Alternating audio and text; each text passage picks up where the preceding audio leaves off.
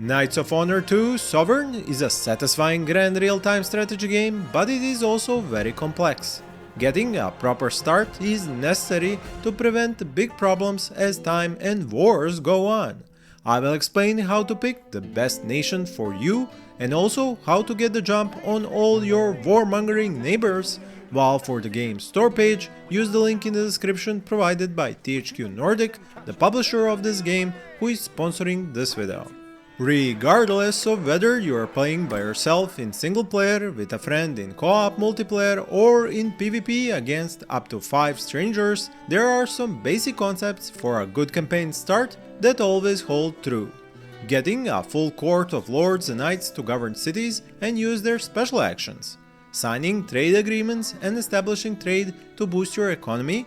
Constructing unit training buildings and recruiting a bunch of militia and archers, as well as winning your first real-time battles. The enemy troops are losing hope quickly. The cowards are fleeing! I will go through each of them as soon as I pick my own kingdom, but feel free to leave your own advice and tactics in the comments below. From its release date on PC, which was on December 6, 2022, in Knights of Honor 2, you can play in 3 different time periods. And if you put together all the nations and kingdoms of those periods together, across Europe, North Africa and West Asia, you get about 200 nations to choose from. Naturally, this puts you into a particular situation of how do you even choose which nation to play with. Well, let me make it easy for you. First of all, going with the 1360 start date gives you a map which, even if you never liked history or geography, you will still find the nations on it recognizable to what, if not where they are today. The other 2 starting dates are very different from this, so I advise playing in them once you get familiar with the game. Now that we know when, let's pick where. You might be tempted to go after one of these nations with huge names across many provinces, like Lithuania for example, and you would find a kingdom with many resources available across it. It would be a great starting point to amass a fortune, recruit big armies, and then have a huge crusading army attack you and take over half your kingdom, while the other half uses the opportunity to rebel. I would personally rage quit if that happened to me in my first campaign. Okay, so how about a small nation like Switzerland for example, known for high mountains, good chocolate and being neutral? Well, tough luck. A defensive pact has been formed against us. Political view. Because this is medieval times and war will be planned against or announced to you or asked of you against somebody else in minutes of starting a new campaign. You might default to one of the major powers of the time, England with its isolated island position. Oops, you have several mainland provinces to defend. Germany with central position and a bunch of vassals to be your buffer zones. Whoops again, all your neighbors desire some of your provinces for themselves. The famous Bohemia, small but deadly, again, oops, the nations all around you can't wait more than 2 minutes to pull you into a war with another major power which you just happen to be bordering with. Serbia, my home country, was a huge player on the Balkans at that time, not only surrounded at all sides by potential and actual enemies, but also at a crossroads between the west and east, trampled by crusading armies. And on top of that, an Orthodox Christian country, sandwiched between Catholics on one side and Muslims on the other. The spread out kingdom of Naples, Byzantium, or what's left of it, and the fledgling Ottoman Empire with its huge appetite all present so many ways for you to get stomped on really quickly in wars you didn't even want to start. And please do share with us in the comments if you have had a similar experience so far. Now, what are some kingdoms you can actually play to begin learning the game? From my experience, one of them is Kingdom of Castile, where Spain is today. Because of its isolated position, mostly peaceful neighbors, except for the barbars to the south, and a surprising amount of resources in its medium-sized territory. You have only 2 main religions, Catholics to the north and Sunni Islam to the south, and in that same way you only have 2 major ethnic groups, the Latins and the mentioned barbars. Why is this important? Well, because in Knights of Honor 2, the more different the nations and kingdoms are in their religion and ethnic populations, the more likely they are to be in conflict with each other. Also, even if you get on top of your warmongering neighbors of different religion and population, you then have your hands full trying to convert their cities because of these differences. This is why picking nations like Byzantium, Serbia, Ottomans, Bohemia, and the like is such a challenge, as most of the kingdoms which surround them are too different when it comes to their religion and ethnic populations. These aren't called medieval times for all the fun these people had with each other, if you catch my meaning. Another way and another nation which can mitigate these issues for your new campaign is one which is physically at the end or corner of the map, like the Khaganate of Golden Horde, for example. True, the culture is Mongolian and Mongolic, which is almost unique, but the region is Muslim Sunni, which means lots of potential conquest to the south will be easier. You get a huge kingdom with many cities to develop, wealth of resources scattered across many provinces, and a major pool of population to use for military recruits. The best part is that your entire east border is secure because the map ends there. The ultimate corner camping to be sure, but it is a huge gameplay bonus. Let us now go on to the second part of this guide. How do you make a proper start with the nation and kingdom you have chosen? The very first thing you do is to pause the game, as this is a real-time strategy game and all nations are playing simultaneously, so a lot of things happen quickly. Now that you have the time paused, you go through your neighbors, noting at the bottom of the screen their attitude towards you and offer to all of them trade agreements. Our merchant's opinion has improved. You're doing this so that you can increase your gold income through trade, because gold is used in practically every action you take, every building you want to construct, and all things military. Trading will also improve your relations with these other nations, reducing chances of war. The second thing you want to do is to try and sign some non-aggression pacts, but try to avoid giving up gold for those unless you really want to. Expect some of your neighbors to be angry or happy about these new pacts, depending on their relations with those nations. So it is a mixed bag, and you won't have the funds to pay off more than one or two such non-aggression pacts anyway. Another benefit of signing a lot of trade agreements is that your merchant class will have a good opinion of your rule, and this is one of the main gameplay mechanics. The army, nobles, merchants, schoolers, and peasants all have separate opinions of your rule over the kingdom and are made happy and angry by many different decisions you make. When they are happy, they give positive buffs to your main kingdom stats, and when they are unhappy, you lose as much. So back to the happy merchants and lots of trade agreements, as they now boost your gold income from trade and a number of other things. Happy peasants would produce more food for the kingdom, and a happy army would have a higher morale. The other society classes all have similar influence, just on different stats, like religion and knowledge.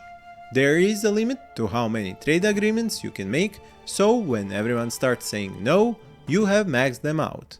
To really benefit from those, your first two lords or knights in your royal court should be merchants. This is costly, as the price goes up for each new merchant, and I know some of you might not agree, but there are more benefits to this which I will show you. You also want to improve this merchant knight by spending 200 books/knowledge points on a skill which will boost gold in the city they manage or when they trade. Next step is to pick one kingdom with which you have signed a trade agreement and start the actual trade. Naturally, you want to pick the one with the highest trade income, but also one that you do not plan to start a war with. This is where signing a non-aggression pact comes in, as it helps to establish a long-standing trade partner, especially because trade can be upgraded and increased in value the more it stands uninterrupted. It can also be expanded by selling food for gold or trading resources, which is done through your merchant lords. Commerce is a resource you have to spend to keep trade operational, and this is mostly increased by merchants governing cities and by constructing buildings in cities which boost this stat.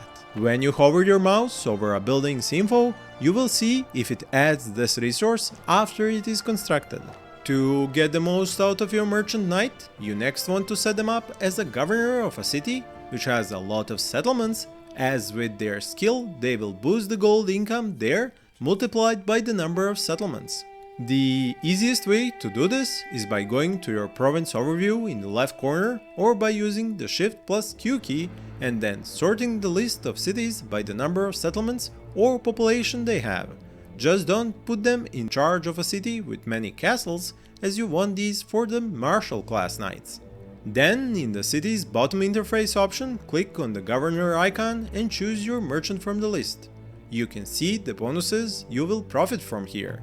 Similarly, you want to do the same thing with your second merchant, but you just won't have the knowledge yet to upgrade them with the skill. Set up a highly profitable trade as their action while giving them a city to govern which has that high number of settlements.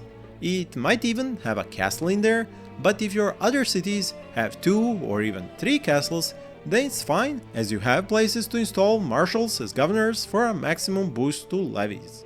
Your next step should be to create a starting save file, as you have done all the preparations that are totally basic and wouldn't change in a new playthrough. This is just in case you have a crusade called upon your realm in the first half hour of gameplay. Infidels beware, a new crusade is coming. Now in Knights of Honor 2 there are many ways to win a campaign, from total conquest to technology and development, as well as just overall achieving the highest power rating. But I do not want to focus on that in this guide, as we are just learning how to not get destroyed in the first 15 minutes. So I will leave this for a future video, which I will link up here and in the description. And how do we prevent losing the game so quickly?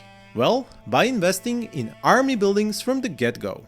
Because most factions will just recruit mass peasants and try to take over your kingdom in a rush conquest, you want to get 1 level better units and fast. For that, we go into the city with the highest population and lots of villages, where we want to construct the village militia building, and later the housing for extra population and, very importantly, population growth. These will turn the city into our go-to place to recruit a much better unit of militia than the peasants our enemies will come at us with, and do so more often as the population takes some time to recover for a new draft.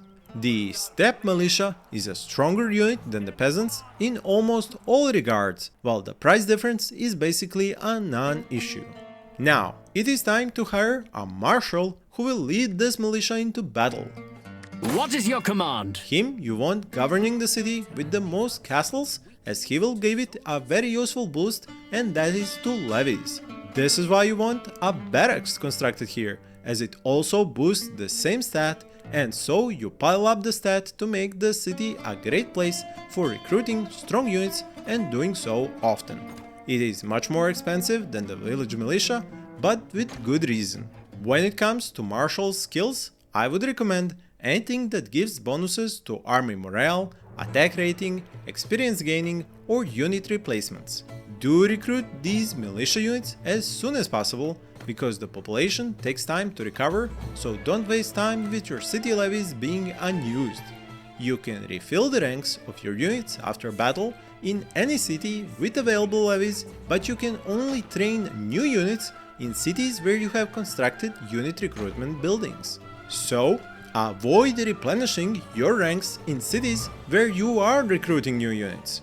Now you probably see why bigger starting kingdoms have a large advantage over smaller ones, as access to a higher population and more levies spread across multiple cities means you can get more units recruited in less time, while also replenishing units in other cities after battles, helping you get back into wars much quicker than kingdoms with few provinces and cities. And if you have a big kingdom, I do advise getting a second marshal, especially if your king isn't a marshal himself like my Khan isn't. It is costly, but getting your king killed in a battle is really bad news. Our king has died. Hail his successor. And also, if he dies a natural death while leading an army in the field, the army will become a bunch of mercenaries and you lose control over them, which can be a serious blow. Just another reason to save often and on separate save files. In the barracks, you need to pay for the Fletcher's upgrade to be able to recruit archers. These are great, because they are cheap and inflict a good morale penalty to enemy units in battle, especially as those enemy peasant armies I told you about have basically no defense against them. Get about a third or half of the army to be archers and use one Marshal Knight to put together an army made up of militia and archers, as they themselves are the cavalry unit in battle. You will have to physically move the Marshal from one city to the other to collect all the units into a full army, and there aren't many slots per army, so you can fill it up quickly if you have followed my previous advice.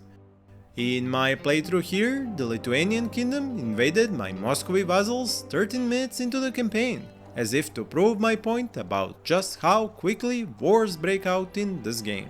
They take over Moscow itself really fast, and it is up to me to defend and recapture it. You might think that the enemy having a level 15 Marshal 10 minutes into the campaign is almost cheating, and well, what can I tell you, it is a brutal game.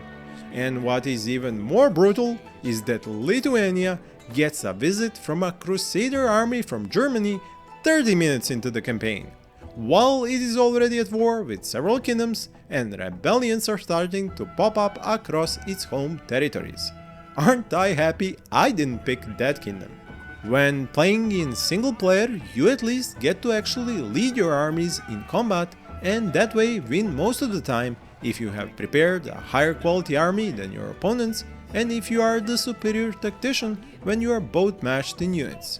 The battles themselves offer capture points if you want to try and avoid too many casualties and are played very similar to real-time battles in Total War. Units have many stats, ability to change formations, archers impose morale penalties on enemies, and cavalry can make devastating charges into weak units from the flanks or backs to rout them. For Total War veterans among you, these battles will not be difficult, but in the multiplayer, your advantage is lost due to not being able to personally lead your army. I played a co-op match with one of my viewers, and by working together as neighboring countries, we were able to defend ourselves and even conquer new territory. If you want a different experience, you can play a free-for-all game or in teams of 2 or 3 kingdoms with various different objectives. But I must warn you, the experience is quite different in multiplayer, when you can't pause, if that option is disabled, to deliberate on your political or military decisions. I was starting to break a sweat 30 minutes into a co-op multiplayer game with a friend, and playing a free-for-all with total strangers is several levels of magnitude more hectic. Ultimately, it is a load of fun, but you do have to know what you're doing, which is why I hope this guide was helpful to you and you can enjoy more of my videos until I make another. Thank you for watching and happy gaming!